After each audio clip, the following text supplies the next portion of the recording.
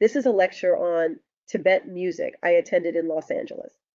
I believe Africans need Tibet music to cool their minds and be able to quieten their excited bodies. The lecture is provided by Mulve Yuko. Though she speaks in English, her Korean accent gives the delivery a unique texture that may require attentive listening, so bring your speakers close and lean in. Mulve is not a native English speaker, but her mastery of the language shines through as she shares deep insights into the spirit of Tibetan music. For the uninitiated Tibetan musiquit, its fluid flutes and quiet depth seems like nothing. Two minds unanchored.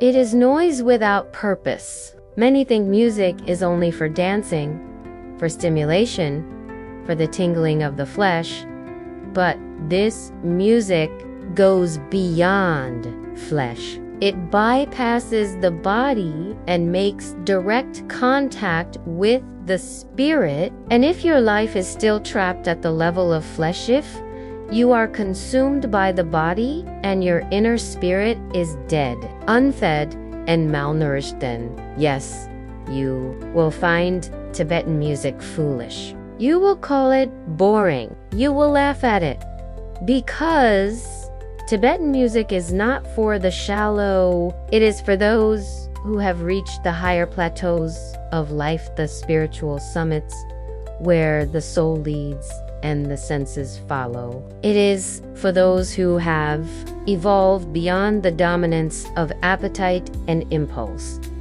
The popular music you crave, music that stimulates the flesh, is at war with your inner being. It suffocates the spirit. That's why your inner world feels dead, why you live on the surface, cut off from the deep dot, and that shallow living is where pain grows. That's yes, you might be having fun, now partying, dancing, indulging in the vulgar pleasures of the body, but afterward, you are hollow. You are left in a pit, in a dark hole within yourself, and you know it. That's why this music repels you, because it is not for your level. It opposes your way of living. Tibetan music is not entertainment. It is invocation. It draws from the cosmic world, from the mind of the universe, from the eternal light, from the deep forces that created and uphold this reality. It descends from a higher realm to reintroduce the powers of peace, strength, and alignment. Only when you are aligned with this cosmic world, with the higher divine order, can you truly function as a whole being. Until then, you remain trapped in a lower vibration, ruled by cravings and urges, governed by lust and pride. And that's why your peace is shallow. It is not peace, it is distraction. False peace. What you need is a radical transformation. You need a baptism not of water, but of fire. You need to burn away the lusts. Burn away the ego. Burn away the bodily desires that keep you earthbound. Only then will you be reborn a new creation, a being that walks not by sight, but by spirit, a soul awakened above the five senses. That body you idolize, your pride in its clothing, your delight in its pleasures, it will return to dust, to rot, to the grave. That flesh you worship, it dies, it stinks, it collapses into a lifeless corpse. That is your end. If you remain where you are, you have never crossed into eternity. That's why anything spiritual feels laughable. To you, you scoff at spirit. You mock silence. You cling to the external. You cling to parties.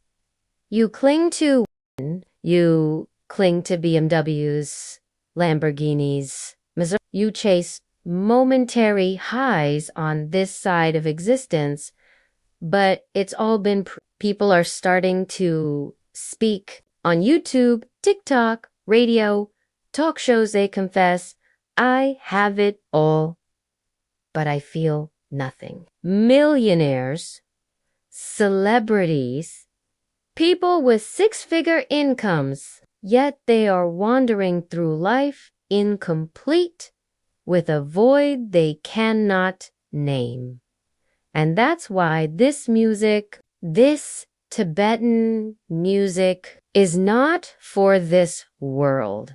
It comes from a spiritual realm, a hidden dimension unknown to the masses. It moves against the grain of this world. It speaks a language the body cannot translate, because the spirit is the enemy of the flesh, and what the world calls success, cars, women, image. Status leads to one place: emptiness, pain, misery, and after misery, the corpse.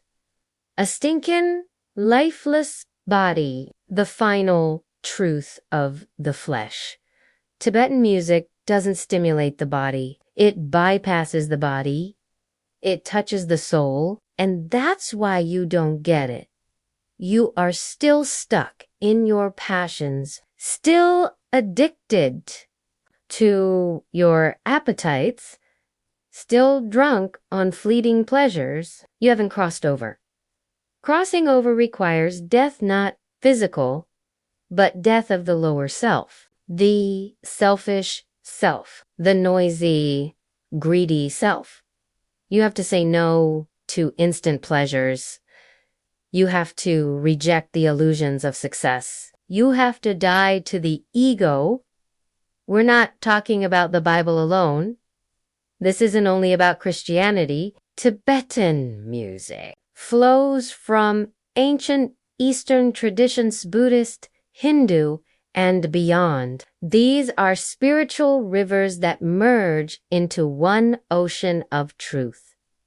The peace we speak of here is universal. It is the kind of peace no religion can claim, no race can own. It is the peace of those who've ascended beyond labels black, white, brown, yellow, beyond identity, into unity.